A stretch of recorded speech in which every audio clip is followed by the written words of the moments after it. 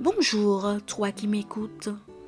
Chanter avec Jésus, c'est le titre de la méditation du 8 mai. Après avoir chanté les cantiques, ils se rendirent à la montagne des Oliviers. Matthieu 26, verset 30. Je suis ému de lire que Jésus, juste avant de partir pour le jardin de Gethsémani, où il allait être arrêté, chantait des hymnes avec ses amis. Bien que le mot soit au singulier, voir Marc 14, verset 26, le terme cantique désigne en fait un ensemble de chants de louanges du psaume 113 au psaume 118 que les Juifs appelaient le grand Hallel et qui était généralement chanté après le repas de la Pâque. Le chant faisait partie de la vie quotidienne de Jésus et jouait un rôle important dans la vie spirituelle de son peuple. L'Écriture rapporte 150 hymnes de ce type dans le livre des psaumes. Après le retour de l'exil, les services du temple comportaient encore un chœur de 200 chanteurs et chanteuses, voir Esdras 7, verset 67.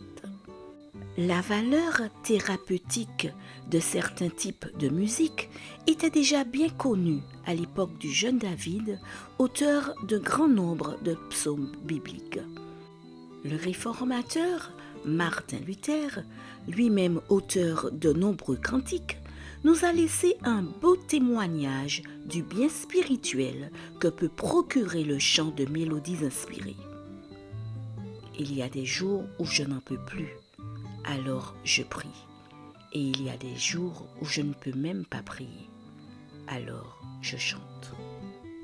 Il n'est pas étonnant que Jésus ait aimé chanter.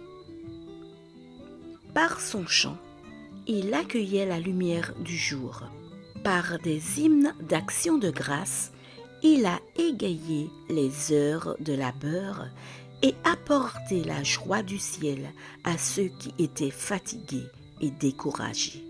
Car le chant est une arme dont on peut toujours se servir contre le découragement. En ouvrant ainsi nos cœurs à la lumière qu'apporte la présence du Sauveur, nous pouvons jouir de la santé et de la bénédiction divine. Ce sont des citations tirées du livre Le ministère de la guérison, écrit par Ellen G. White.